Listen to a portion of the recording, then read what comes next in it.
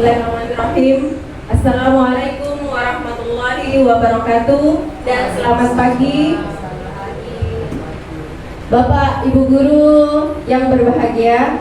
Pertama-tama marilah kita panjatkan puji syukur hadirat Allah Subhanahu wa Ta'ala yang dengan rahmat dan kasih sayangnya lah sehingga kita dapat berkumpul di ruangan ini. Salawat serta salam senantiasa kita curahkan kepada Baginda Muhammad Sallallahu Alaihi Wasallam yang telah memberikan tauladan kepada kita, memberikan suri tauladan kita dari zaman dahulu hingga saat ini. Bapak Ibu Guru, izinkan saya pada kesempatan ini bertugas sebagai moderator yang akan memandu kegiatan kita pada sesi tanya jawab setelah sesi presentasi hari ini. Selanjutnya, sebelum kita memasuki acara yang pertama, marilah bersama-sama kita ucapkan basmalah. Bismillahirrahmanirrahim. Acara selanjutnya sambutan Kepala Sekolah SLB Negeri Batu Merah Ambon, dalam hal ini diwakili oleh Wakasek Humas Ibu Yolanda Luhulima SPD. Kepada Ibu kami persilahkan. Assalamualaikum warahmatullahi wabarakatuh. Selamat pagi Bapak Guru hebat sekalian.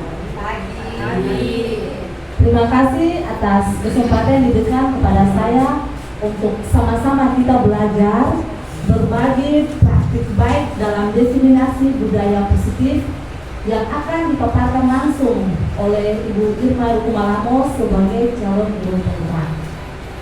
Bapak Ibu guru hebat sekalian, budaya positif yang sama-sama akan kita dengarkan nanti sebenarnya sudah kita terapkan kepada peserta didik kita atau anak didik kita sekalian, di mana budaya positif yang kita lakukan itu dapat kita lihat dari kegiatan sehari-hari. Sebelum memulai pelajaran, mungkin kita sama-sama menanti peserta didik di depan pagar atau di depan pintu kelas untuk saling bersama, atau juga berdoa bersama sebelum melakukan pelajaran dan memberikan reward kepada peserta didik yang memberikan apresiasi terbaik, dalam hal ini berupa tos dan sebagainya. Bapak Ibu guru hebat sekalian, budaya positif ini sangat membantu kita atau berguna untuk sekolah kita terlebih khusus, terutama sebagai guru penggerak dalam mendapatkan pendidikan atau ilmu yang sudah diterapkan. Untuk itu, lewat berbagai budaya positif di hari ini yang dilakukan oleh Ibu Irma Rukumalamo sebagai calon guru penggerak angkatan ke-9 ini, mari kita sama-sama mendengarkan dan kita sama-sama juga memahami agar berbagi diseminasi budaya positif ini dapat kita terapkan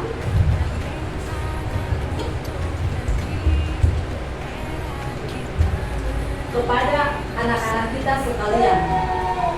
Bapak Ibu guru hebat sekalian, sebelum saya mengakhiri akan sambutan saya di pagi hari ini, saya sangat memberikan apresiasi yang sungguh luar biasa, terlebih khusus kepada Ibu Irma sebagai calon guru penggerak lewat berbagi diseminasi budaya positif ini.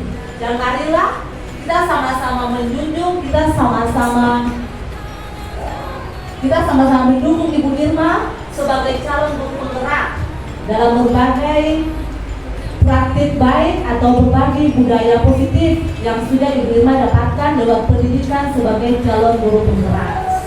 Mungkin ini saja sambutan dari saya. Sekian dan terima kasih.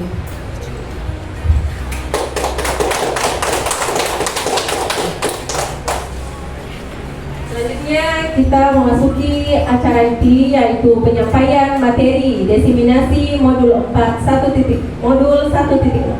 tentang budaya positif oleh calon guru penggerak angkatan 4 Ibu Irma Rukumalamo SPD. Angkatan 9 Ibu Irma Rukumalamo SPD. Kepada Ibu kami persilahkan.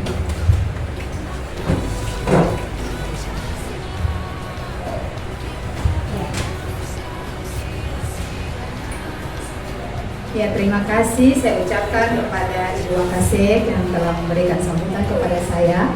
Juga Ibu Moderator, terima kasih buat teman-teman Bapak Ibu guru hebat sudah meluangkan waktu untuk saya kita berbagi bersama terkait dengan apa yang kami dapatkan untuk pembelajaran modul 1.4 budaya positif. Tapi sebelum itu mungkin Bapak Ibu beta minta untuk berdiri sejenak, atau briefing sedikit dulu sebelum masuk kepada materi.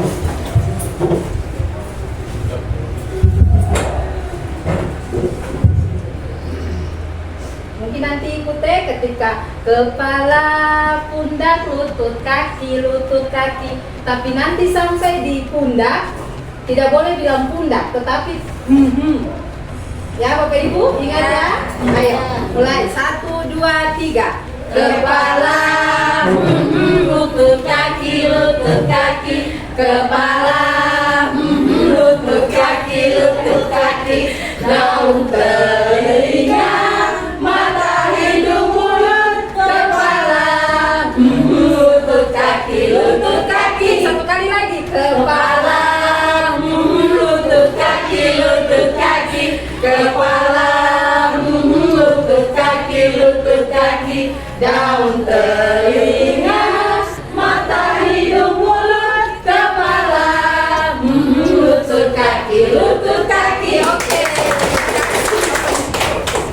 Ya, terima kasih atas partisipasinya. Ya, saya berdiri di depan sini bukan berarti saya menggurui Bapak Ibu guru sekalian, tetapi di sini saya berbagi apa yang saya dapatkan selama mengikuti program pendidikan guru penggerak, sehingga kita sama-sama bisa implementasikan di sekolah kita yang tercinta ini. Ya, yang di sini tentang diseminasi modul 1.4 yaitu budaya positif. Iya, mungkin ada beberapa pertanyaan. Bapak Ibu bisa lihat pada gambar layar. Apakah Bapak Ibu setuju dengan pernyataan ini atau tidak? Yang pertama, hukuman itu dapat mendisiplinkan anak atau tidak? Mungkin ada yang bisa jawab? Dapat sih. Ya Ibu Ani? Dapat mendisiplinkan anak. Ada jawaban lain? Oke, Ibu Ani sendiri dapat mendisiplinkan anak. Yang kedua, pemberian hukuman dengan hal positif seperti membaca buku, membersihkan halaman sekolah, dapat meningkatkan disiplin anak atau tidak? Dapat. Oke, dapat. Kemudian memberikan hadiah atau penghargaan itu dapat meningkatkan motivasi belajar anak atau tidak? Dapat. Jadi tiga-tiganya dapat ya Bapak Ibu. Oke, nanti kita akan lihat untuk materi selanjutnya. Ini pertanyaan pemantik, ternyata tiga-tiga yang Bapak Ibu jawab dapat. Oke, berikut. Apakah di sekolah sudah diterapkan budaya positif? Di sekolah sudah. Mungkin Bapak Ibu bisa menjawab atau memberikan alasan seperti apa budaya positif yang sudah ada di sekolah secara umum atau kelas secara khusus. Mungkin ada Bapak Ibu yang bisa? Ya Bapak Ido, mungkin. Salah satu budaya positif yang sudah dilakukan di kelas saya yaitu berdoa sebelum memulai pelajaran secara bersama-sama. Oke, iya. Mungkin ada yang lain, Bapak Ido berdoa bersama teman-teman sebelum pembelajaran dimulai. Mencium tangan guru. Iya Ibu Sam? Saling. Oh, menyalin tangan guru. Membersihkan kelas. Oke, Ibu Widya membersihkan kelas. Oke, ada yang lain lagi? Membuang sampah pada tempatnya. Oke, membuang sampah pada tempatnya. Itu anak-anak sudah menerapkan budaya positif. Oke, berikut. Ke bawah. Ya, budaya positif itu sendiri, budaya positif di sekolah yaitu nilai dan kebiasaan yang ada di sekolah yang berpihak pada murid agar mereka dapat berkembang menjadi pribadi yang kritis, penuh hormat dan bertanggung jawab sesuai dengan profil pelajar Pancasila. Bapak Ibu sudah tahu kan profil pelajar Pancasila ada berapa? Berapa Ibu Is? 6. Apa-apa saja? Takwa dan bertakwa. Oke. Gotong royong, kritis, kebijakan global. Oke, terima kasih Bapak Ibu. Oke, jadi hari ini kita akan belajar bersama, kita akan memahami tentang konsep inti dari budaya positif itu sendiri. Jadi di sini ada 8 konsep inti dari budaya positif. Yang pertama, perubahan paradigma belajar. Yang kedua, disiplin positif. Yang ketiga, nilai-nilai kebajikan. Yang keempat, kebutuhan dasar manusia. Kemudian motivasi perilaku manusia. Berikut posisi kontrol guru, keyakinan kelas, dan segitiga restitusi. Ya, ini yang nanti kita akan berbagi sebentar. Mungkin ada yang sudah Bapak Ibu terapkan di kelas, bisa berbagi dengan saya, bukan berarti saya di depan lalu saya sudah melaksanakan semua. Bagaimana kita saling berkolaborasi untuk mengimplementasikan hal-hal ini kepada anak didik kita. Oke, perubahan paradigma belajar.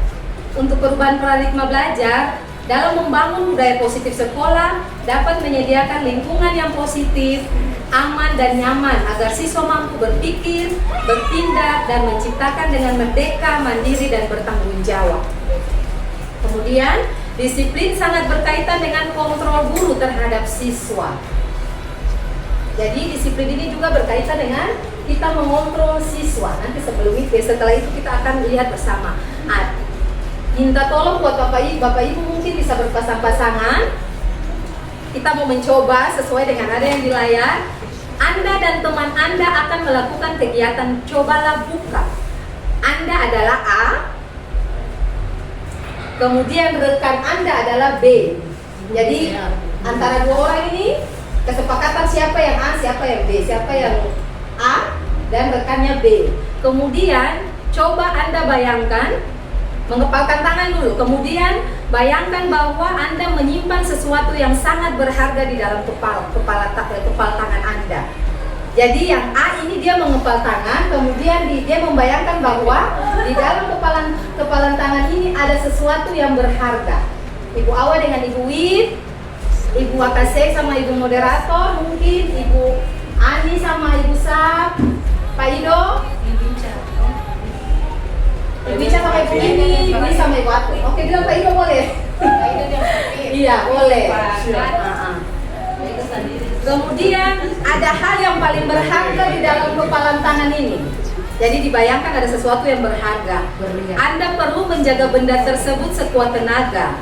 Karena begitu pentingnya untuk kehidupan Anda. Tugas rekan yang B, mencoba dengan segala cara untuk membuka kepalan tangan Anda. Teman Anda boleh membujuk, menghardik atau membentak, mengintimidasi, memarahi, menggoda, menggelitik, bahkan menawari Anda uang agar Anda bersedia membuka tangan. Kalau uang ini kayaknya Ibu Widya nih. Jadi ada rekan yang membujuk dengan segala cara untuk membuka tangan. Ayo coba Bapak Ibu, kita melihat praktek sama-sama.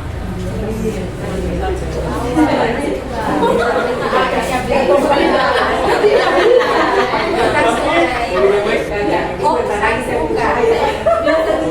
Bisa buka tangan dong. Iya, di sebelah. Dari sini ada yang orang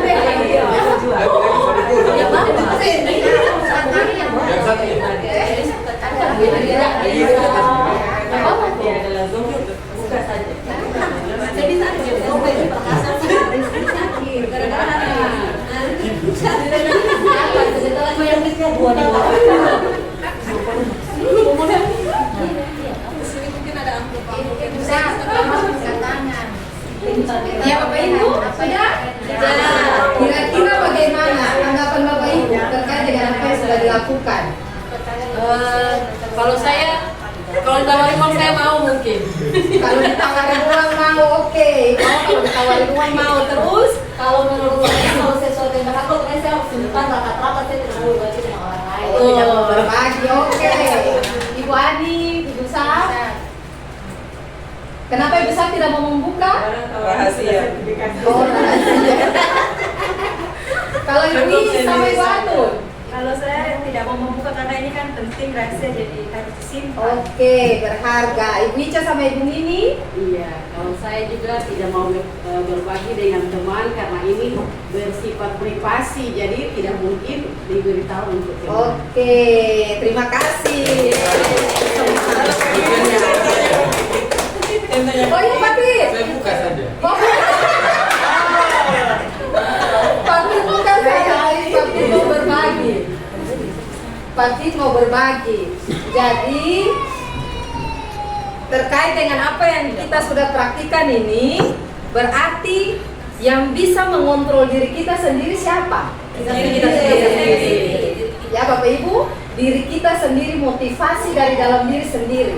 Walaupun diintimidasi, ditawarkan dengan uang, tapi tadi Ibu Awa tergoda kalau pakai keputusan untuk membuka dan tidak dari diri kita sendiri. Iya Bapak Ibu, seperti itu. Kemudian iya, ini miskonsepsi tentang teori kontrol. Miskonsepsi tentang teori kontrol. Jadi, ilusi guru mengontrol murid. Jadi, di sini kita tidak bisa mengontrol murid jika dia tidak mau. Segala sesuatu yang mereka lakukan itu harus dari kemauan diri sendiri. Sekalipun kita bilang harus, tapi ketika anak dia tidak mau, tidak bisa dipaksa. Jadi sesuai dengan dia punya kemauan sendiri, motivasi dari dalam diri sendiri. Kemudian ilusi bahwa semua penguatan positif itu efektif dan bermanfaat. Semisal, ujukan dan nasihat-nasihat jika terlalu dalam, murid bisa ketergantungan dan tidak mandiri mengontrol dirinya. Jadi tujuan kita di sini membuat siswa itu lebih mandiri untuk mengambil keputusan dan bertanggung jawab. Bukan kita sebagai guru terus menuntun. Ada waktunya kita bisa lepas. Jadi kita bagaimana menyiapkan dia supaya dia menjadi siswa yang mandiri dan bertanggung jawab. Kemudian ilusi bahwa kritik dan membuat rasa bersalah mampu menguatkan karakter. Di sini kalaupun kita harus mengeluarkan kritikan, maka kritiklah secukupnya. Dan kritikan tersebut harus membangun, bukan malah membuat siswa tidak percaya diri. Jadi otomatis dari verbal, bahasa-bahasa kita yang kita buat mengkritik peserta didik, menggunakan bahasa yang bagaimana. Jangan membuat siswa malah down, tidak percaya diri. Kemudian ilusi bahwa orang dewasa berhak memaksa. Jadi menentukan pilihan adalah hak masing-masing manusia. Jadi kita tidak boleh memaksa siswa untuk mengikuti apa yang kita mau. Cobalah kita memahami mereka, apa yang mereka inginkan, kemudian kita bisa mengarahkan. Bukan berarti harus begini, kamu harus seperti ini. Mereka juga punya hak sebagai manusia. Ya mungkin itu. Kemudian mengubah paradigma stimulus respon ke pendekatan teori kontrol. Di sini ada perbandingan di mana stimulus respon itu realitas atau kebutuhan kita sama. Kalau di teori kontrol itu kebutuhan kita berbeda. Betul sih Bapak Ibu, kebutuhan pasti berbeda. Tidak ada orang semua ini punya segala sesuatunya sama. Kebutuhan kita berbeda-beda. Kemudian itu begitu juga dengan siswa kita. Semua orang melihat hal yang sama. Untuk teori kontrol, setiap orang memiliki gambarannya berbeda-beda. Jadi kalau saya lihat masalah ini dari segi saya, pandangan berbeda dengan Ibu Awa, berbeda dengan Ibu Ica, berbeda dengan Ibu Win. Jadi kita tidak bisa patok semua sama. Kemudian kita mencoba untuk stimulus respon, kita mencoba mengubah orang agar berpandangan sama dengan kita. Sedangkan di teori kontrol kita berusaha memahami pandangan orang lain tentang dunia. Jadi kita tidak bisa egois, harus seperti kita pun kemauan. Bagaimana katong harus mendengar apa yang pendapat dari orang lain. Kemudian orang lain bisa mengontrol saya, ini yang tadi. Kemudian dari teori kontrol, hanya Anda yang bisa mengontrol diri Anda sendiri.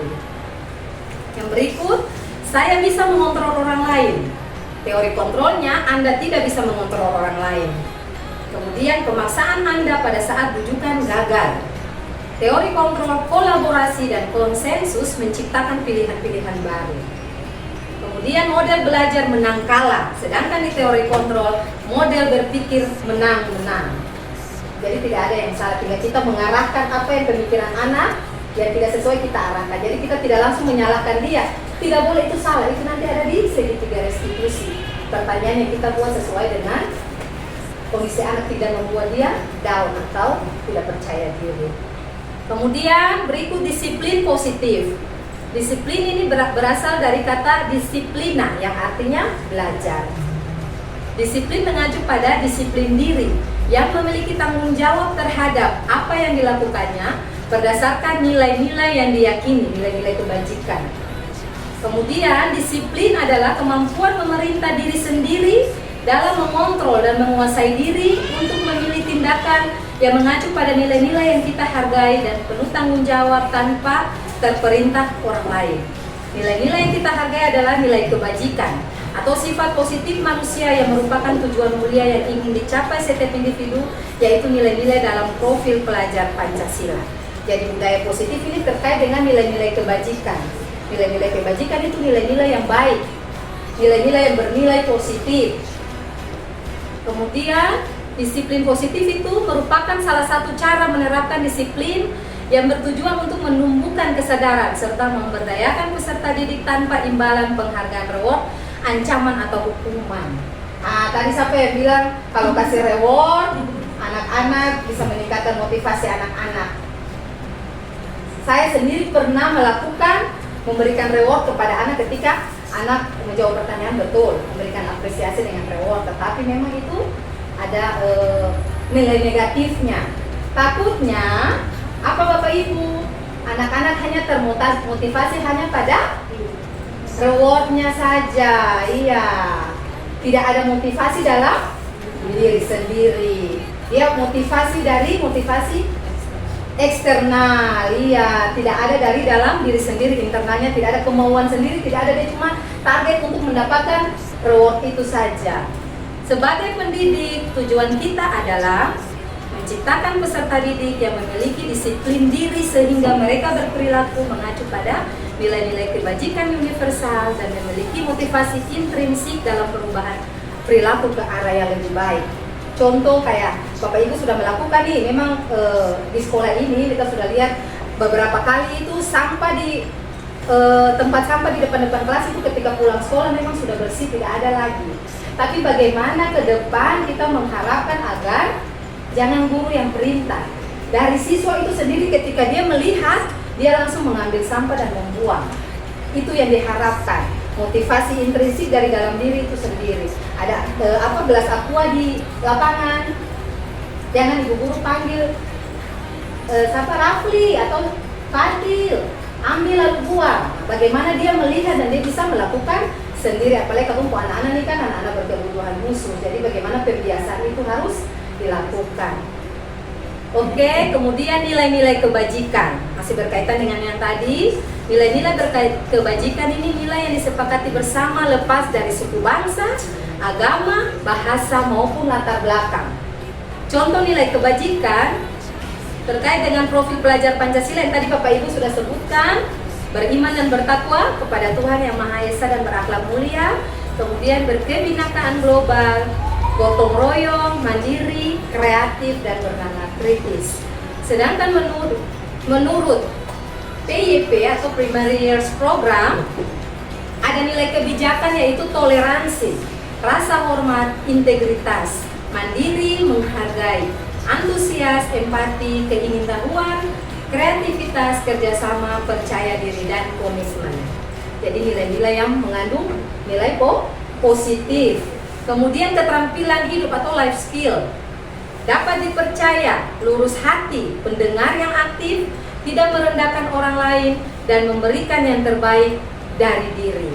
Jadi ini untuk peserta didik. Guru kita tanamkan nilai kebijakan buat peserta didik, walaupun tidak bisa instan, mungkin melalui proses, tapi bagaimana secara sederhana kita bisa melakukan hal-hal itu kepada peserta didik untuk menjadi pembiasaan. Kemudian kebutuhan dasar manusia. Nah, di sini kebutuhan dasar manusia, segala sesuatu yang kita lakukan untuk mendapatkan apa yang kita inginkan. Keinginan untuk memenuhi kebutuhan dasar kita sebagai manusia, ada 5 itu. Kemudian seluruh tindakan yang kita lakukan memiliki tujuan tertentu. Yang kita lakukan ini baik dan tidak baik tetap memiliki tujuan. Dan semua usaha terbaik yang kita lakukan adalah dalam rangka agar kebutuhan dasar kita terpenuhi dengan baik. Jadi kita melakukan keseharian ini untuk memenuhi kebutuhan dasar yang kita butuhkan. Nah, ada 5 di sini kebutuhan dasar manusia: bertahan hidup, yaitu makan, pakaian, tempat tinggal, keamanan, dan kesehatan. Ini merupakan kebutuhan yang mendasar ya, kebutuhan yang mendasar, karena kita perlu makan, kita perlu pakaian, kita perlu tempat tinggal, keamanan, dan kesehatan. Siswa juga demikian. Kasih sayang dan rasa diterima. Apalagi untuk anak-anak kita ya Bapak Ibu, mereka butuh kasih sayang yang ekstra, rasa diterima, dipedulikan, berbagi, kerjasama, menjadi bagian dalam kelompok. Jadi mereka juga ingin dilibatkan dalam sesuatu hal, walaupun kita cuma menuntun, tetapi jangan biarkanlah mereka begitu. Tapi saya lihat Bapak Ibu dalam kelas, semua rata-rata tidak ada anak yang nganggur. Rata-rata semua dilibatkan. Tapi Wawa, apalagi Wawa tuh libatkan terus. Kalau libatkan saja lu libatkan diri sendiri. Kemudian penguasaan. Di sini bagian-bagian dari kebutuhan dasar manusia, penguasaan itu harga diri, keinginan untuk dianggap, memimpin, berprestasi, diakui dan didengar. Jadi hal-hal ini juga yang memang sederhana tetapi diharapkan untuk diimplementasikan kepada anak-anak kita. Kebebasan, mereka mandiri, memiliki pilihan, mencoba hal baru, mampu mengendalikan arah dirinya. Jadi ketika lo punya pilihan lain, kita guru yang boleh memaksakan ikut, guru punya kemauan, kasih kesempatan kepada mereka untuk memilih dan mencoba sesuatu hal yang baru. Kesenangan, nah ini penting karena terkait dengan filosofi Ki Hajar Dewantara sesuai dengan kodrat alam, kodrat zaman. Anak-anak itu kodratnya adalah dia bermain, humor, antusiasme dan tertawa. Jadi bagaimana katung pembelajaran itu katung bisa lakukan dengan cara bermain. Karena kodrat mereka memang anak-anak adalah bermain. Ya, kemudian contoh untuk memenuhi kebutuhan dasar manusia. Ya, Bapak dan Ibu di sini ada pertanyaan, mungkin Bapak Ibu bisa melihat ada dua kasus atau cerita ini. Mungkin Bapak Ibu bisa melihat masuk kepada kebutuhan dasar apa sih anak ini. Yang pertama, Dinda seorang anak kelas 3 SD, begitu tiba di rumah, sepulang dari sekolah menangis dan mengadu pada ibunya bahwa ia dibenci pada Ibu Rani, gurunya. Dia benci, jadi dia mulai cerita pada orang tua kalau dia tidak suka guru, Ibu Rani. Menurut Anda, kebutuhan apa yang berusaha dipenuhi oleh Dinda jika jawabannya seperti ini? Ibu guru bilang, aku tidak boleh bersenandung sewaktu mengerjakan tugas. Katanya kelas harus tenang, tidak ada suara, kan nggak seru jadinya. Kira-kira kebutuhan dasar apa yang ingin dipenuhi Dinda? Yang pertama penguasaan, yang kedua cinta dan kasih sayang, yang ketiga kesenangan, dan yang keempat kebebasan. Mungkin Bapak Ibu bisa melihat terkait dengan apa tadi yang sudah saya jelaskan. Kesenangan. Apa itu Bapak Ibu? Kesenangan. Bisa berikan alasan kenapa kesenangan? Kebutuhan dasarnya dia memenuhi kebutuhan dasar kesenangannya itu karena apa? Ya, karena pada saat dia mau mengerjakan tugas itu, dia dalam kondisi senang dulu baru dia bisa menyelesaikan tugas. Oh iya. Oke, terima kasih Bu Ani. Ada yang lain? Ya, Ibu Ani sudah mewakili ya. Jadi dia punya kesenangan itu, memenuhi dia punya kebutuhan dasar kesenangan ketika mengerjakan tugas itu dia bersenandung atau dia bernyanyi.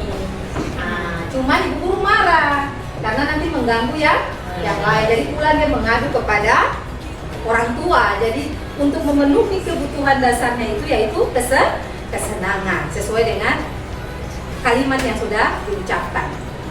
Kemudian soalnya sama, tetapi jawaban dari si anak demikian. Ibu guru tidak menyapaku hari ini, padahal aku pakai jepit rambut baru. Kira-kira dia memenuhi kebutuhan apa? Cinta dan kasih sayang. Oke, hebat sekali Bapak Ibu, berikan aplaus buat kita. Ya, kesenangan tidak ya, cinta dan kasih sayang. Jadi dia memerlukan perhatian dari guru. Mungkin seperti itu Bapak Ibu, bisa paham Bapak Ibu? Oke. Kemudian motivasi perilaku manusia. Ini yang tadi di awal kita sudah bahas. Ada dua motivasi yaitu ekstrinsik dan intrinsik, dari dalam dan dari luar. Kalau dari luar itu sendiri, untuk menghindari ketidaknyamanan atau hukuman, dan untuk mendapatkan imbalan atau penghargaan dari orang lain. Yang tadi kita sudah bahas di awal itu toh Bapak Ibu, pertanyaan pemantiknya. Jadi anak dia melakukan ketika dia takut untuk mendapatkan hukuman, bukan dari kemauan dirinya sendiri. Jadi motivasi baru dari luar. Yang kita harapkan motivasi harus dari dalam diri sendiri, motivasi intrinsik, bukan cuma siswa. Katong guru juga demikian ya Bapak Ibu. Jadi ketika katong ke sekolah, takut jangan sampai kepala sekolah marah karena datang terlambat. Cuma karena takut kepala sekolah marah, berarti itu motivasi ekstrinsik, bukan dari dalam diri kita sendiri yang merasa bertanggung jawab ketika jam berapa sekolah sudah masuk, kita guru harus sudah ada di sekolah. Saya juga demikian. Jadi kita merefleksi diri yang intrinsik untuk menjadi orang yang mereka inginkan dan menghargai diri sendiri dengan nilai-nilai yang mereka percaya. Jadi itu timbul dari dalam diri sendiri, kesadaran diri sendiri, melakukan sesuatu sesuai dengan nilai-nilai positif, nilai-nilai kebajikan yang tadi di awal sudah dibahas. Jadi itu yang kita harapkan untuk peserta didik, bagaimana kita mengembangkan mereka, memantapkan mereka untuk bisa menerapkan segala sesuatu dari motivasi dari dalam diri mereka sendiri. Iya, kemudian Ibu Awa, di sini ada hukuman, ada konsekuensi dan restitusi. Iya, Bapak Ibu pernah kasih hukuman pada anak atau belum? Pernah. Ibu Wakasek? Pernah Ibu. Bikin apa saja itu Bu Wakasek? Pada saat mengajar di kelas, tiba-tiba salah seorang siswa saya ngantuk, makanya saya suruh keluarkan dan lari keliling lapangan. Oh, Bu Wakasek kasih keluar siswa lari keliling lapangan. Itu hukuman. Oke. Jadi ada hukuman, konsekuensi dan restitusi. Hukuman ini tidak terencana atau dia tiba-tiba. Kemudian murid tidak tahu apa yang akan terjadi atau dilibatkan. Jadi tadi yang Ibu Wakasek bilang, ketika dia mengantuk, tidak secara langsung Ibu Wakasek tidak terencana langsung bilang keluar lari di lapangan supaya tidak ngantuk. Itu hukuman yang diberikan kepada peserta didik. Kemudian bersifat satu arah, hanya dari Ibu Lenda saja, iya, tidak kemauan anak itu sendiri. Kemudian berupa hukuman fisik atau psikis. Fisik Ibu Wakasek karena dia lari keliling lapangan. Kemudian kalau konsekuensi itu dia terencana atau disepakati sesuai peraturan. Jadi anak sudah tahu ketika dia melakukan ini hukumannya apa, konsekuensinya apa. Ketika dia datang terlambat, mungkin Ibu Ica, Firman datang terlambat, besok kalau datang terlambat lagi, berdiri di luar tidak boleh masuk. Jadi dia sudah tahu, karena sudah ada kesepakatan, sudah ada perjanjian dengan siswa, sudah tahu konsekuensi apa yang diperbuat ketika melakukan pelanggaran atau kesalahan. Murid tetap dibuat tidak nyaman. Kalau dia di luar pasti dia tidak nyaman tuh Bapak Ibu, teman-teman lain semua di kelas, tapi dia sendiri yang ada di luar. Kau bagaimana Bapak Ido? Iya. Sikap guru selalu mau memonitor murid. Jadi guru pantau terus siswa. Jadi dia tidak bisa bergerak, monitor terus. Jadi siswa dia tidak bisa apa? Dia tidak percaya diri. Guru hanya tinggal menekan terus apa yang dilakukan oleh guru. Jadi hal-hal itu yang kita hindari. Yang ketiga, restitusi. Proses menciptakan kondisi bagi murid untuk memperbaiki kesalahan. Proses kolaboratif yang mengajarkan murid untuk mencari solusi sendiri. Apakah Bapak Ibu pernah siswa membuat kesalahan lalu Bapak Ibu panggil baik-baik, kemudian mencari solusi? Ibu Is sudah pernah, Ibu Is? Ibu Is sudah pernah? Coba Ibu Is bilang seperti bagaimana yang Ibu Is lakukan ketika anak buat kesalahan. Jadi waktu itu tahun kemarin saya mengajar kelas. Mungkin bisa di depan sini Ibu, suaranya kecil, kita dengar.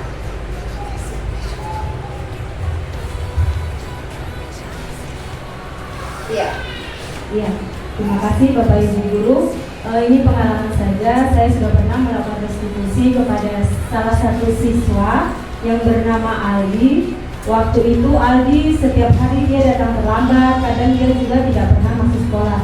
Jadi saya tidak langsung menyalahkan dia atau memarahi dia, tetapi Saya bertanya kepada dia itu alasannya bagaimana, terus sebaiknya apa yang dilakukan agar dia tidak terlambat. Itu saja Ibu, terima kasih. Sama-sama, Iis. Iya. Selain Ibu Is, mungkin ada Bapak Ibu yang lain. Secara tidak langsung kita tidak tahu nih namanya restitusi. Tapi kita pernah melakukan dengan memanggil anak, menanyakan alasan apa dia berbuat kesalahan atau pelanggaran.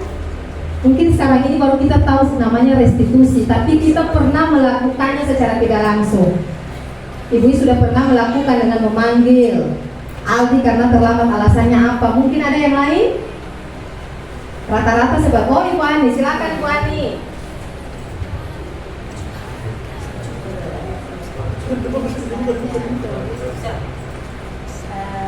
Iya. Pada saat saya memberikan tugas kepada siswa, setelah dia masuk ke sekolah saya tagih tugas, dia tidak mengerjakan tugas tersebut. Itu saja yang saya. Oh iya, terima kasih Bu Ani. Iya, mungkin ada yang lain? Iya, Ibu Ani dan Ibu Is sudah mewakili. Jadi rata-rata kita di sekolah ini mungkin sebagai penghukum apa?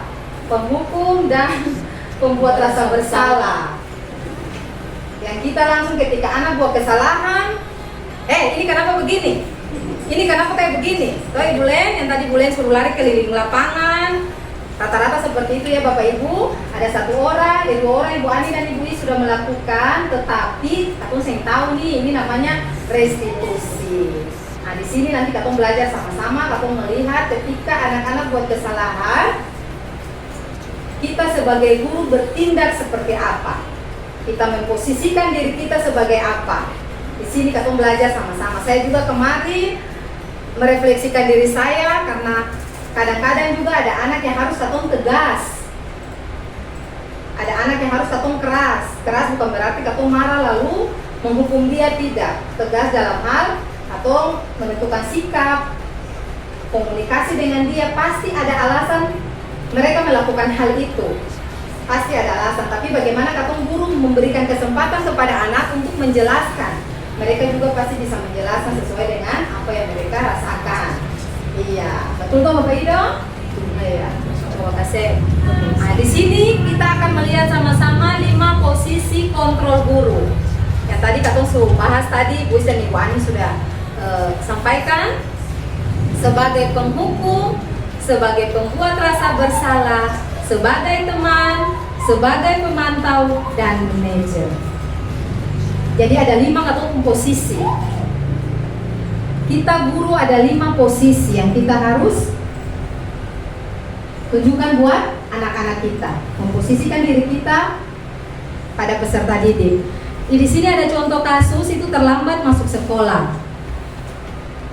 Di sini kalau sebagai penghukum, jadi ini pertanyaan-pertanyaan bahasanya, kata-katanya itu nanti di manajer baru kelihatan.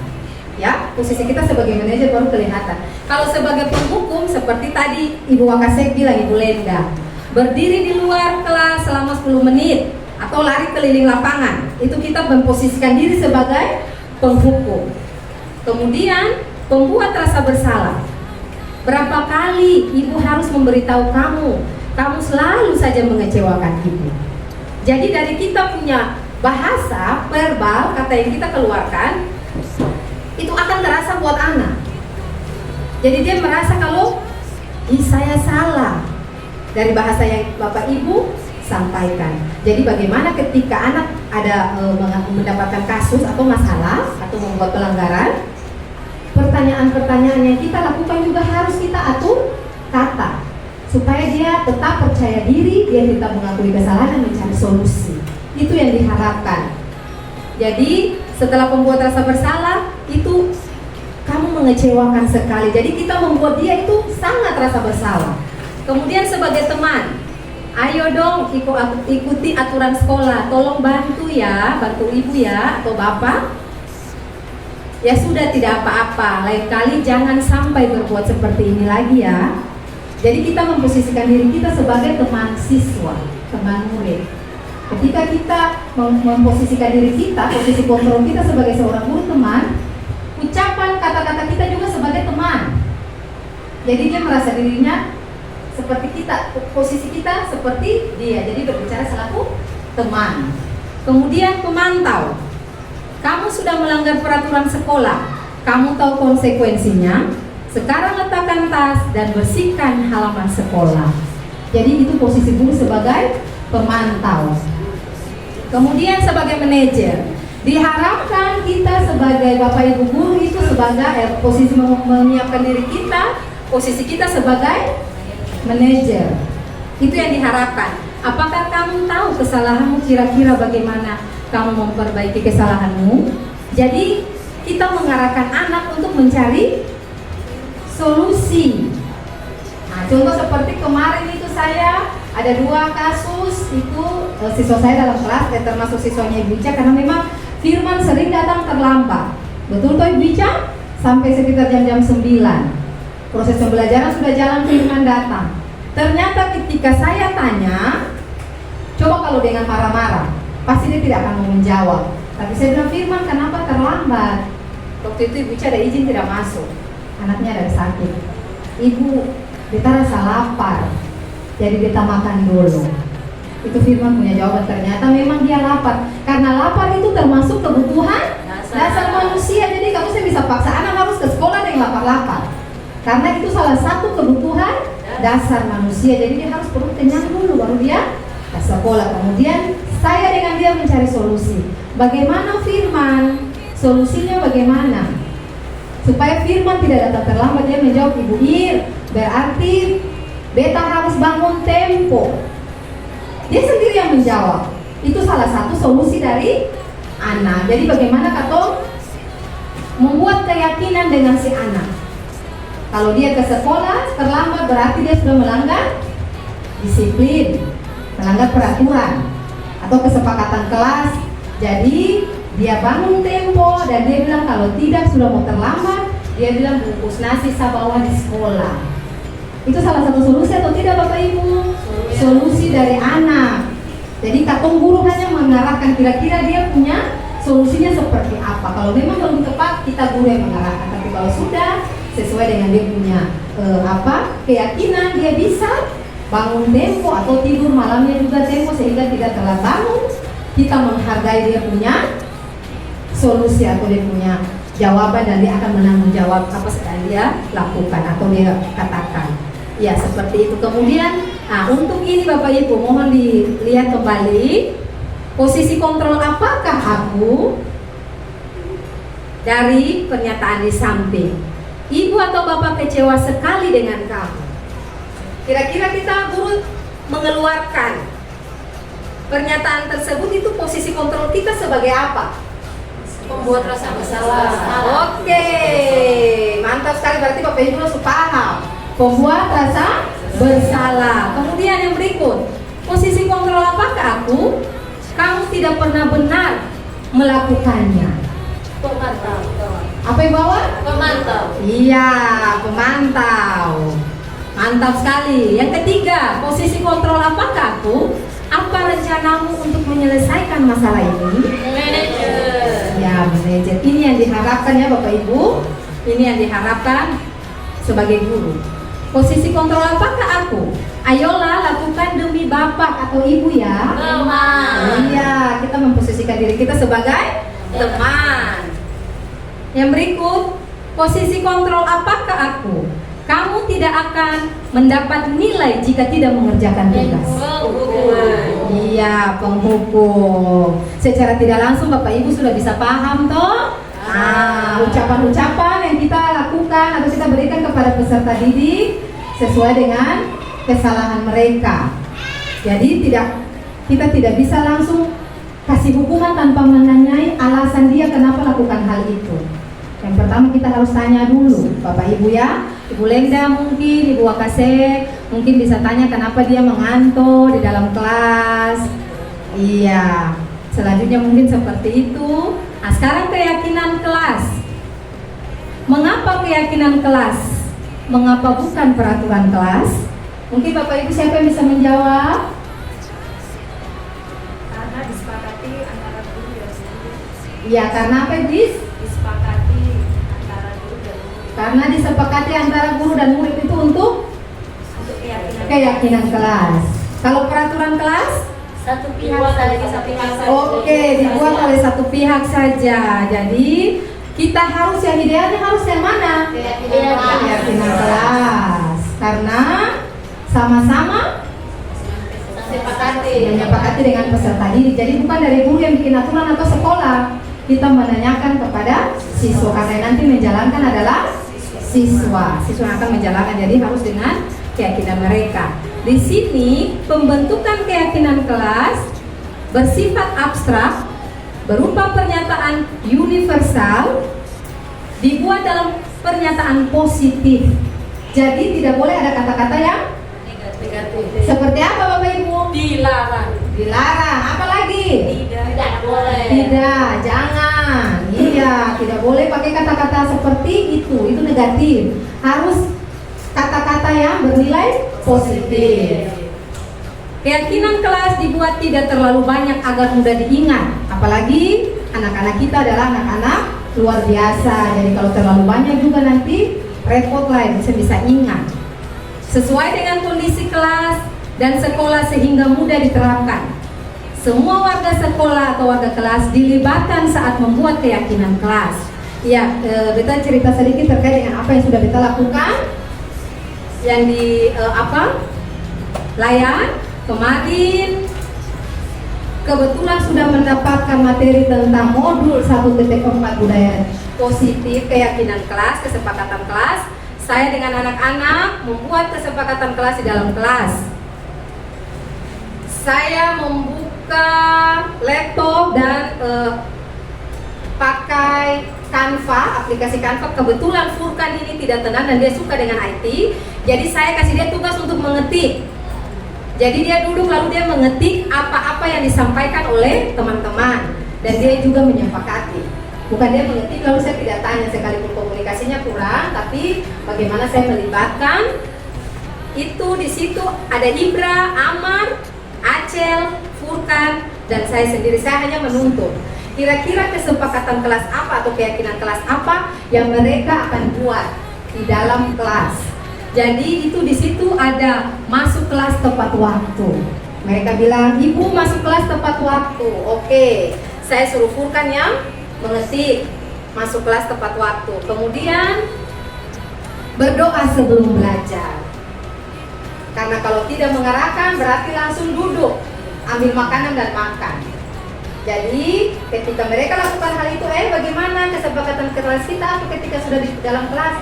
Berdoa Ibu, dan ini nanti kita tempel di dalam ruang kelas. Jadi apa yang mereka yakini, apa yang mereka sepakati itu kita tempel dalam kelas supaya bisa mereka lihat.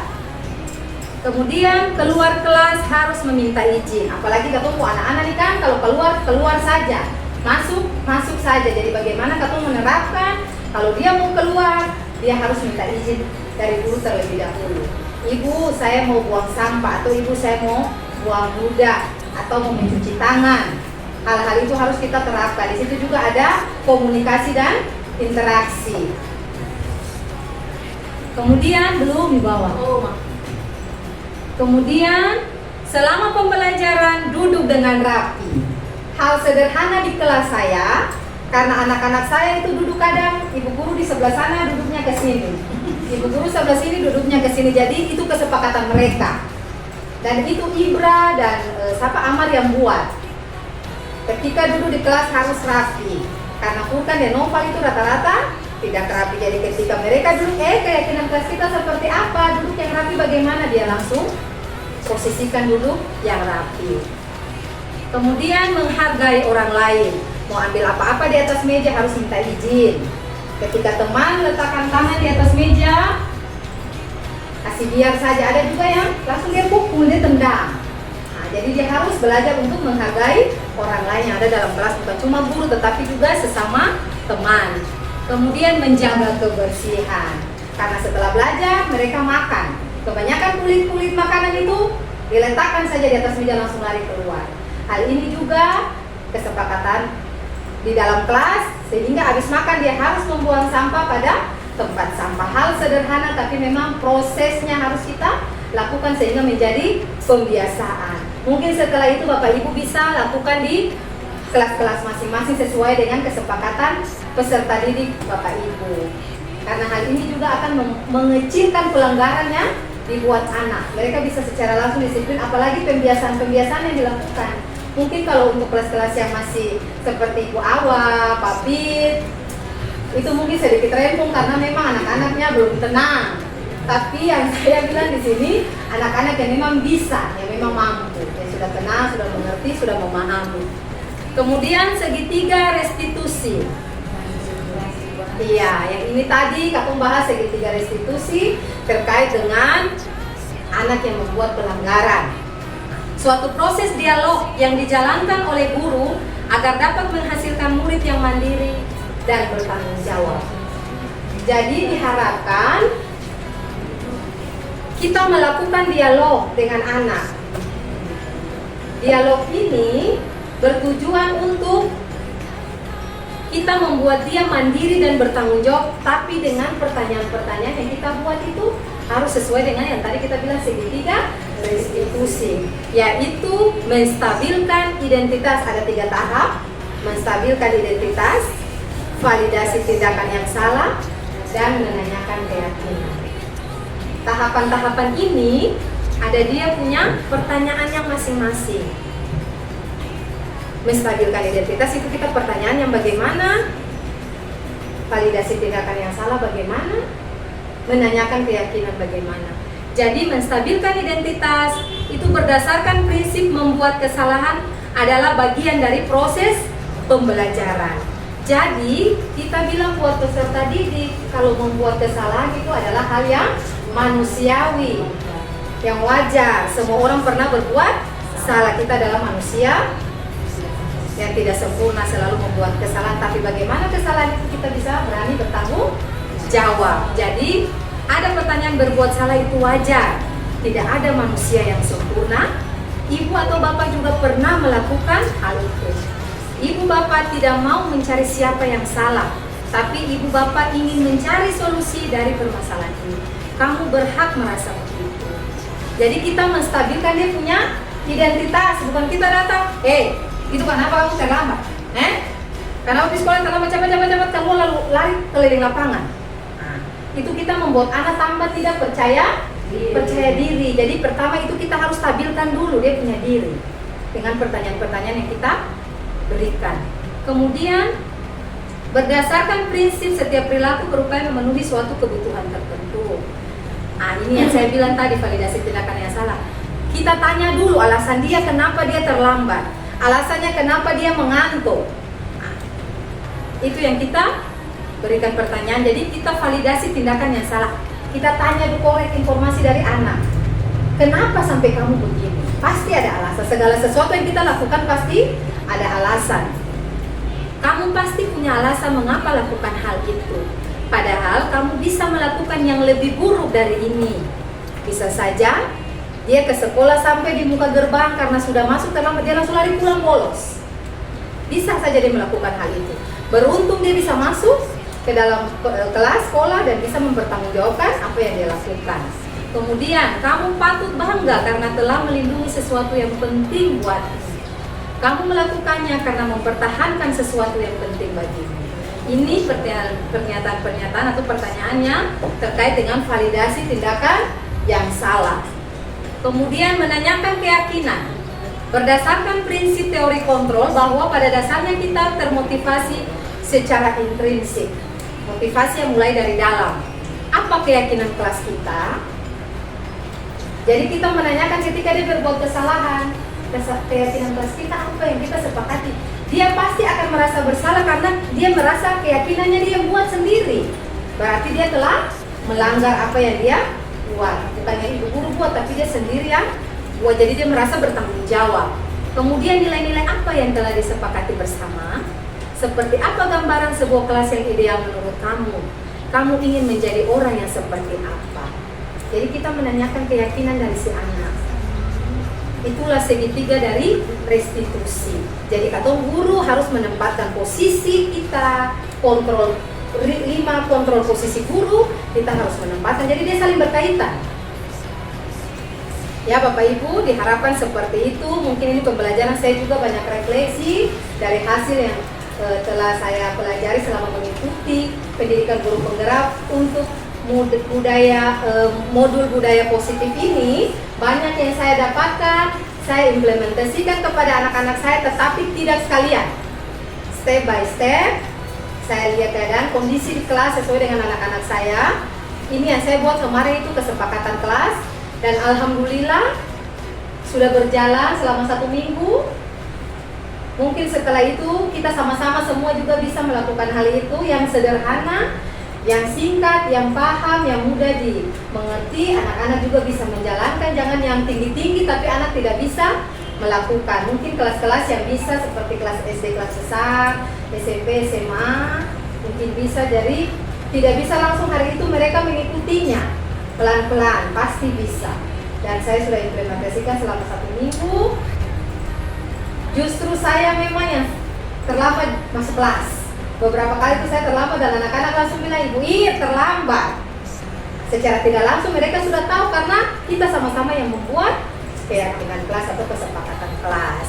Ya mungkin itu Bapak Ibu ya, untuk penutup, dalam penerapan program disiplin positif, hendaknya guru memiliki standar kepribadian profesional dan sosial yang baik, di mana guru mampu merefleksi dirinya dalam posisi kontrol saat ini, bagaimana menjalankan dirinya sebagai among, dalam hal ini manajer, yang menuntun murid-muridnya menjadi insan yang mandiri, merdeka dan bertanggung jawab. Jadi katong mau terapkan kepada siswa, posisikan katong sendiri lagi dulu, supaya dia sejalan. Karena kita sebagai among menuntun kita ditiru, atau mau bikin segala sesuatu tapi katong langgar, bagaimana dengan anak-anak? Ya Bapak Ibu, ya mungkin itu saja dari apa yang saya sampaikan hari ini. Terima kasih, tetap bergerak, tergerak dan digerakkan.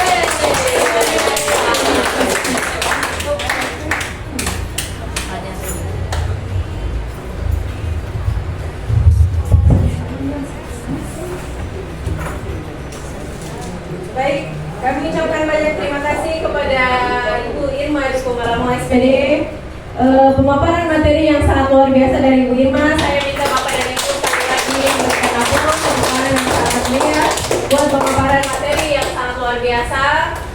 Sangat bermanfaat tentunya bagi kita rekan-rekan sesama guru, tentunya sangat bermanfaat bagi profesi kita ya, memberikan banyak sekali pemahaman bagi kita dalam mengaplikasikan budaya positif, terutama untuk peserta didik kita. Sangat banyak poin-poin yang kita dapatkan hari ini ya. Untuk itu kita memasuki sesi selanjutnya, Ibu Irma, pemateri. Kita memasuki sesi tanya jawab, diskusi.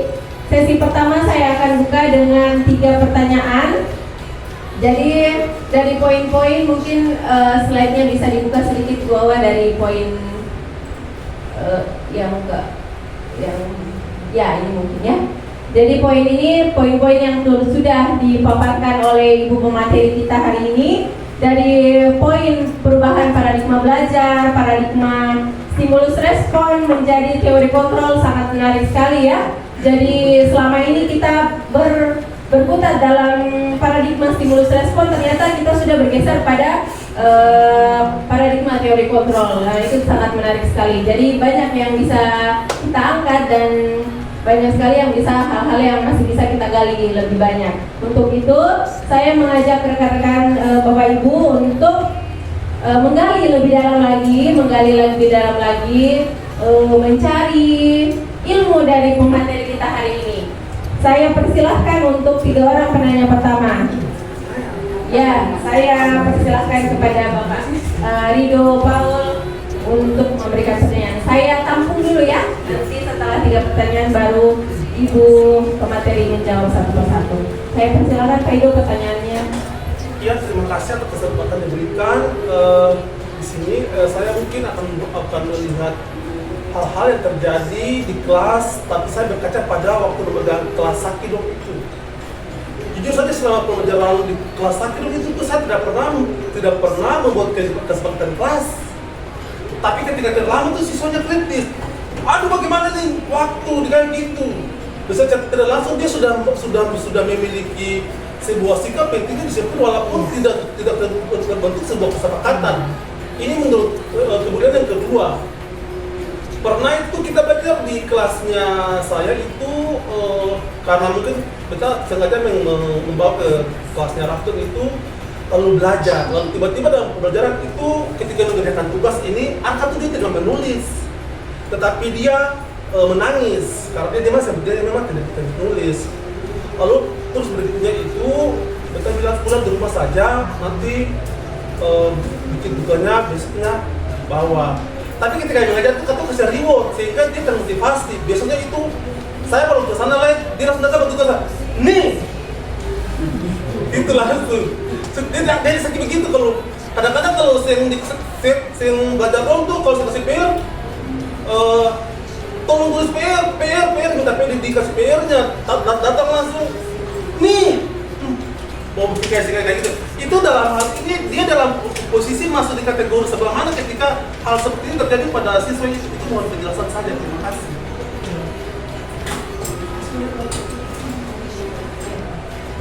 Baik, langsung saja ya. Jadi dari sharing Bapak Ridho mungkin langsung ditanggapi oleh Ibu Materi. Ya, terima kasih Bapak Ido. Terkait dengan apa yang sudah Bapak Ido sampaikan tadi, kalau untuk Jaki sendiri itu berarti memang dia sudah memiliki motivasi intrinsik sendiri. Jadi ada guru juga yang langsung dia komplain, sama seperti siswa-siswa di kelas saya, Ibra dan Amar. Jadi kalau sudah ada siswa seperti itu, bagus. Dia sudah memiliki motivasi sendiri walaupun tidak ada kesepakatan kelas, tetapi diharapkan untuk membuat lagi kesepakatan kelas yang lain. Ya, bukan cuma kita lihat dari ketepatan waktu. Ada beberapa kesepakatan kelas yang mencerminkan budaya positif yang ada di dalam kelas. Ya, untuk kedua itu Bapak Ido punya siswa akan mungkin Bapak Ido berikutnya saran dari beta saja atau di sini atau saling sharing. Ya, mungkin saran dari beta jangan Bapak Ido langsung suruh dia pulang nanti kerjakan di rumah. Mungkin Bapak Ido komunikasi dengan dia, kenapa dia menangis, kenapa dia tidak membuat PR. Mungkin semalam dia begadang atau dia bermain HP dan lain-lain, pasti ada alasannya. Nah, itu dia masuk di segitiga restitusi itu. Menstabilkan identitas, menanyakan keyakinan, validasi tindakan salah dan menanyakan keyakinan. Alasannya apa dulu? Jangan langsung nanti pulang kerja di rumah. Otomatis tidak akan mendapatkan solusi. Jadi, kemudian untuk dia datang langsung dia kasih buku ke Bapak Ibu seperti ini. Tanya buat dia, ini menghargai sesuai tidak? Kamu lakukan ini sesuai tidak dengan kesepakatan kelas? Kalau kamu langsung datang bawa buku buat Bapak Guru itu sopan atau tidak? Nah, jadi itu nilai-nilai positif, nilai-nilai kebajikan yang harus diterapkan buat anak-anak. Jangan kita ketika siswa datang begini, ini buku, Pak ini kita sudah ini. Kita biarkan saja, jangan. Usahakan tanya dia. Akan itu sesuai tidak dengan nilai-nilai kebajikan atau sesuai tidak dengan kesepakatan kelas? Kamu bikin begitu sopan kasih. Nah, otomatis oh iya, menghargai orang lain atau menghormati orang lain. Jadi ada batasan antara guru dengan siswa sebagai teman, tapi kita punya batasan. Jangan anak seenaknya saja. Ya Bapak Ido, mungkin itu saja dari kita. Terima kasih Bapak Ido.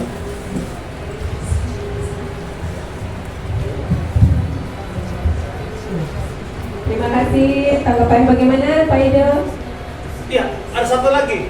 Kalau misalnya setiap hari tuh siswa tuh dia mau kasih PR, jadi kalau saya dikasih PR, dia langsung datang bawa buku harus tulis PR, itu bagaimana kira-kira? Kalau itu bagus Bapak Ido, justru siswa yang lebih aktif daripada guru.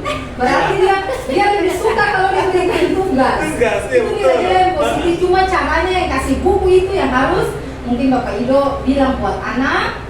Yang bagaimana cara memberikan, menghargai keyakinan kelas yang tadi bilang, menghargai nilai-nilai kebijakan, menghormati. Pak, saya nggak ada PR hari ini. Itu juga kita harus ajarkan buat anak. Karena bukan cuma di lingkungan sekolah, ketika mereka di luar, tutur kata mereka juga harus yang positif, jangan seenaknya saja. Wah, kita mau PR ini. Nah, itu otomatis tidak menghargai, apalagi kita orang tua. Jadi ada batasan antara anak dan guru yang tadi saya bilang. Jadi dia lebih menghormati, lebih menghargai orang lain. Di situ ada nilai kebajikan. Mungkin itu Bapak Ibu, terima kasih. Gimana Pak Ido? Oh iya, terima kasih. Bagaimana dengan Bapak Ibu yang lainnya? Apakah masih ada pertanyaan atau tanggapan atau sharing? Ya. Jadi dari kita, dari selesainya pertanyaan ini, tentunya segala yang sudah dipaparkan dari poin perubahan paradigma belajar sampai dengan segitiga diskusi, insya Allah sudah kita pahami dengan baik dan siap kita implementasikan di kelas kita masing-masing. Insya Allah ya. Jadi sebelum kita memotivasi anak diri kita, pertama-tama kita motivasi diri kita sendiri dulu ya. Jadi sudah sangat belajar sangat banyak dari Bu Materi. Kita ucapkan banyak terima kasih kepada Ibu Materi. Kemudian kepada Ibu Wakasek, Humas, kami ucapkan banyak terima kasih. Bapak Ibu rekan guru hebat yang berbahagia pada hari ini. Kita cukupkan ya? Iya. Baik, dengan selesainya pemaparan materi kita tentang budaya positif, serta selesainya sesi tanya jawab kita, maka seluruh rangkaian kegiatan hari ini kita cukupkan sampai di sini.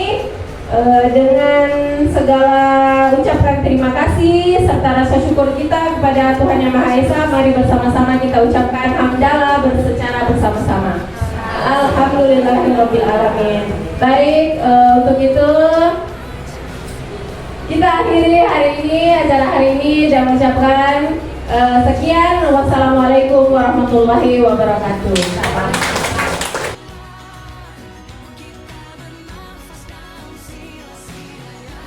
Ya, hari ini Atong akan buat keyakinan kelas. Jadi keyakinan kelas ini masing-masing tulis nanti di sini kertas. Kira-kira Ibra mau tulis apa, kan apa, novel apa, aman, acara ibu tuntut, ya. Nah, jadi keyakinan kelas apa yang dibuat, yang kalian lihat sehari-hari. Tidak boleh pakai kata-kata yang negatif, tapi buat saja dulu, nanti kalau kamu lihat sama saya, ya. Buat saja dulu. Ibra maunya kayak bagaimana, novel kayak bagaimana, Amar, Furkan, dan Aceh maunya kayak bagaimana. Nanti baru Katong kembali lihat, ya. Mantap? Nah, Ibu bagi ya. Kalau mau tambah silakan. Tulis di sini. Nah, Furkan punya warna apa? Furkan warna apa? Warna apa? Kuning lagi? Kuning juga? Nah, oke, silakan. Novel mau warna apa? Warna apa? Hijau. Dia mau warna hijau juga. Oke. Karena dia punya pena. Amar mau warna apa? Oh, pink. Aceh nanti Ibu hitung tuh. Ya. Ayo silakan ditulis. Furkan. Ayo. Keyakinan kelas seperti apa yang mereka kayak kalian mau? Ayo. Ibra. Kan?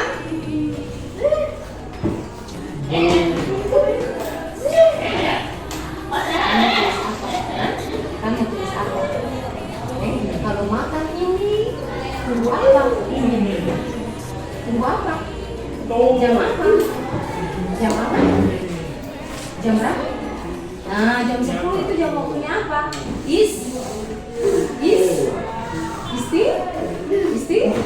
Istirahat. Tulis. Ayo, akan tulis di sini. Ayo Ibra. Habis ini kita bahas sama-sama. Novel mana pena? Novel pena mana? Ambil pena. Tulis saya. Tulis saya. Kan abang Novel tempel juga nanti. Mau tempel juga? Mau tempel kamu menulis? Tempel berarti nanti abang Novel bilang, mau jadi keyakinan kelas apa? Tadi abang Novel apa? Datang apa? Tidak, tadi datang apa? Iya betul, saling. Berarti Abang Noval punya keyakinan datang ke sekolah menyalin. Menyalin apa? Menyalin? Menyalin apa ini? Apa ini? Tangan, menyalin tangan. Toh? Abang Noval punya datang ke sekolah menyalin tangan. Kalau Amar? Iya, Amar punya keyakinan kelas. Apa saja yang Amar mau. Kalau Noval menyalin tangan. Nilai-nilai yang baik coba. Oh, memberi. Pintar, memberi salam. Silakan Amar tulis. Memberi salam. Ayo Akan. Oh, Akan punya istirahat. Maksudkan makan saat tulis ditambah di atas. Makan saat istirahat. Ibra apa Ibra? Setelah itu baru ditempel. Abang Noval sudah sebut, nanti minta tolong satu orang yang menulis ya. Mau kemana Noval? Nanti Abang Noval tugas untuk tempel. Sini. Acel? Acel punya apa? Acel? Acel? Acel? Ya. Ke sekolah tepat? Tepat apa? Tepat apa? Noval bantu Acel ke sekolah harus tepat? Waktu ke sekolah tepat waktu. Coba dia bilang. Sekolah tepat waktu. Oke. Amar tulis bantu Acel. Amar bantu Acel tulis ke sekolah tepat waktu. Oke, dia punya salah, pintar. Tulis bantu Acel. Acel yang bisa tulis. Iya, ke sekolah tepat waktu itu Acel punya keyakinan kelas. Akan sudah? Akan sudah. Sekarang masing-masing tempel di depan yang sudah. Tempel di depan. Kan tempel di depan Akan. Iya, itu saya. Hati-hati. Dia musuh. Oke. Terima kasih. Dia kaget. Noval masuk. Ayo Noval tempel. Noval punya ada di Amar. Ayo ambil Noval punya lalu tempel. Ini. Noval. Ambil lalu tempel di depan kayak kan tadi. Ayo. Dia punya keyakinan kelas. Ayo. Mari sini. Mau tempel gak Seng? Nah, kalau mau tempel ayo bikin. Nah, Ibra silakan. Ayo. Oh, dia tidak mau menempel. Oh, bukan punya teman. Di bawah ini. Ayo Noval, Amar sudah? Oh, ke sekolah. Iya. Mau Acel punya, toh? Ayo Noval. Nggak apa-apa, saya tulis di bawah. Tidak apa-apa, samu di bawah saja. Oke, Ibra bisa bantu tulis Acel punya, Noval punya. Nanti Noval yang dia tempel di depan. Ayo Noval.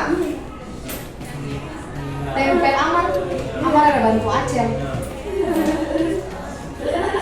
Tempel di depan sini. Ayo. Noval keyakinan kelas tadi apa? Menyalin tangan guru. Ayo. Dia tempel yang ada di tangan itu. Sini, tempel di mana? Mau tempel kaseng? Mau tempel kaseng? Oh jatuh angkat. Mari dia pintar. Dia mau menempel. Ada yang jatuh dia angkat. Bantu teman toh. Ambil. Tempel di atas. Oke, terima kasih Nova lagi. Iya, nanti kita bahas sama-sama ya. Oke.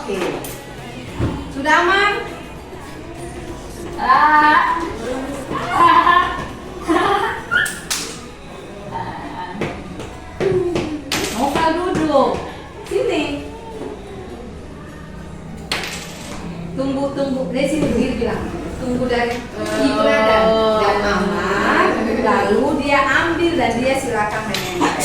Toh? Tunggu bilang Amar dan Ibra sudah ke belum? Bilang apa? Terima kasih. Iya, nanti Nova tadi jatuh lagi. Ambil lagi dari Amar sana. Ambil lagi dari Amar. Itu yang di meja, ambil. Nah, dia menempel. Oke, silakan duduk atau bahas sama-sama. Duduk ke tempatnya, jangan lari kemana-mana. Nah, di sini, duduk dulu, atau bahas sama-sama. Oke, nah. Yang sudah Katong lakukan, ada berapa keyakinan kelas yang kalian buat? Amar, Ibra, kan, Nova. Ada berapa ini? Ada berapa keyakinan kelas ini yang dibuat? 5. Nah, Aceh punya 1, Amar, Nova, kan, dan Ibra. Sekarang Katong lihat sama-sama. Nova duduk. Duduk kalau sama-sama ya. Di sini ada makan, jam istirahat. Nah, berarti makan harus pada waktu istirahat. Ketika belajar tidak boleh makan. Nova duduk. Duduk berdiri egusin lalu lihat di depan. Mau. Kemudian yang berikut akan duduk baik. Duduk yang baik. Furkan. Oh, dia mau maju di depan sini. Sama-sama kita lihat. Yang kedua, sebelum masuk harus berdoa. Maksudnya sebelum belajar. Oke, kemudian harus membuang sampah pada tempatnya. Oke, berarti menjaga kebersihan. Yang ketiga ini apa kan? Salam. Nah, berarti harus memberi salam. Toh, ketika memulai pembelajaran dan sesudah pembelajaran harus memberi salam kepada guru. Stop dulu Ibra. Perhatikan di sini. Nopal. Kemudian baca. Nyali. Tangan guru di sekolah. Ketika mau ke sekolah, sampai di sekolah, nyali tangan. Guru pulang juga demikian. Oke, bagus sekali. Kemudian ini apa kali? Ke sekolah tepat apa? Tepat waktu. Jadi masuk sekolah tepat waktu. Sekolah mulai jam berapa? Akan sekolah mulai jam berapa? 8. Berarti sebelum jam 8 sudah ada di sekolah. Oke. Setuju kah, Seng? Semua setuju kah, Seng? Suara besar. Setuju kah, Seng? Setuju. Buat lagi belum sama-sama Nova. Setuju kah, Seng, dengan keyakinan ini? Bye-bye, jawab. Setuju kah, Seng? 1. Jawab bersamaan ya. 1, 2, 3. Setuju atau tidak? Setuju atau tidak? Setuju. Nova setuju? Setuju Ika? Oke, nanti kita buat dengan gambar, kemudian ditempel di depan kelas supaya semua lihat sama-sama. Mantap? Oke, terima kasih. Nah, kan dulu nak.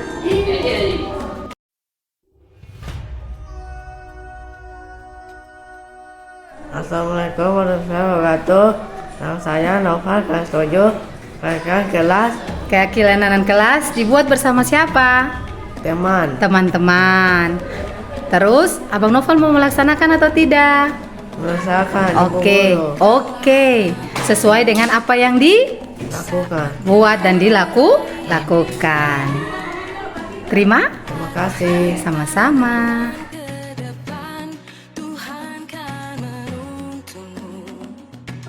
Selamat siang Firman. Apa kabar hari ini? Baik. Oke. Ibu dengar Firman sering datang terlambat ya ke sekolah. Iya. Oke. Firman betul, berbuat kesalahan itu manusiawi. Semua orang pernah berbuat kesalahan. Sekarang yang penting kita mencari solusi untuk permasalahan dari Firman. Oke. Firman terlambat ke sekolah pasti punya alasan. Kenapa Firman sering terlambat ke sekolah? Karena apa? Sarapan dulu. Oh, dia makan dulu. Oke, dia makan dulu baru ke sekolah. Firman tahu tidak keyakinan kelas atau kesepakatan kelas yang sudah kita buat? Tahu. Kalau datang terlambat itu sesuai dengan kesepakatan kelas atau tidak? Tidak. Baik. Menurut Firman, kesepakatan kelas apa yang sudah Firman langgar? Bangun tidur. Terlambat. Berarti Firman melanggar apa? Kesepakatan kelas apa? Disiplin. Baik. Menurut Firman, disiplin itu penting atau tidak untuk Firman? Penting. Bagus sekali. Betul Firman. Menghargai waktu itu penting. Bukan cuma waktu, tetapi orang yang ada di lingkungan sekitar. Iya. Oke. Firman mau minta maaf atau tidak? Mau buat siapa? Buat ibu. Iya, buat ibu, tapi Firman juga jangan mengulangi ya. Iya. Yang sama. Oke. Sikap yang sangat baik Firman, karena Firman sudah meminta maaf. Sekarang apa yang harus Firman lakukan agar tidak datang terlambat lagi ke sekolah? Iya, Firman mau lakukan apa supaya Firman tidak terlambat ke sekolah? Bangun tidur harus apa? Tempo harus lebih awal. Iya, Firman harus bangun lebih awal agar tidak terlambat. Kemana? Ke sekolah. Kalau bangun lebih awal, berarti tidur juga harus. Tidur malam juga harus. Bangun tempo. Iya, lebih awal lagi supaya tidak terlambat. Bang? Bangun. Oke Firman, terima kasih. Kita sudah menemukan solusinya. Oke. Kembali ke kelas Firman.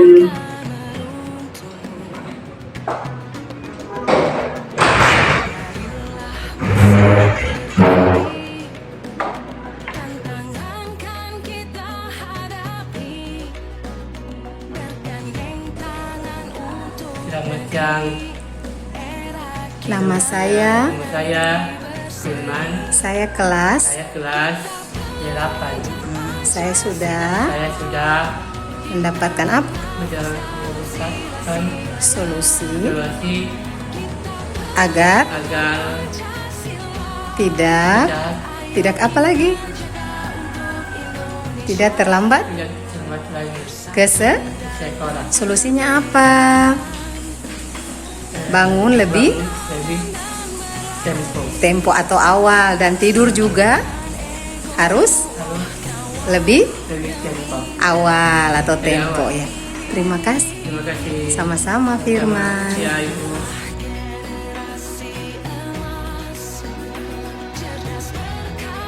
Assalamualaikum warahmatullahi wabarakatuh. Perkenalkan, saya Anita Kusumawati, guru di SLB Negeri Batu Merah Ambon. Saya akan melakukan sedikit refleksi mengenai kegiatan yang sudah kita sudah saya ikuti pada hari Selasa, tanggal 24 Oktober 2023, yaitu kegiatan desiminasi modul 1.4 tentang budaya positif oleh Ibu Irma Dukumalamau SPD, calon guru penggerak angkatan 4. Angkatan 9, mohon.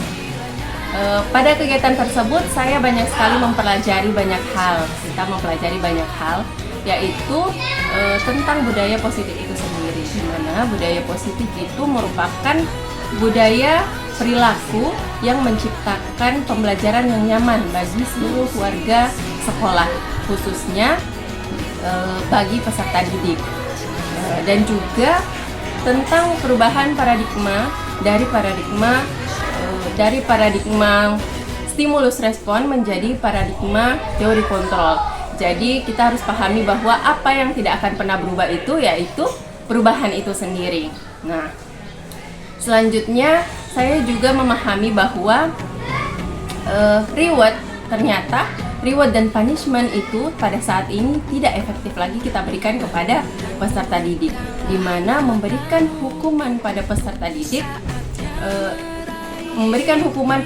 didik tidak menjamin peserta didik akan sadar, menumbuhkan kesadaran pada diri peserta didik. Itu mungkin cenderung akan peserta didik akan lebih lihai dalam mengulangi pelanggaran aturan tersebut.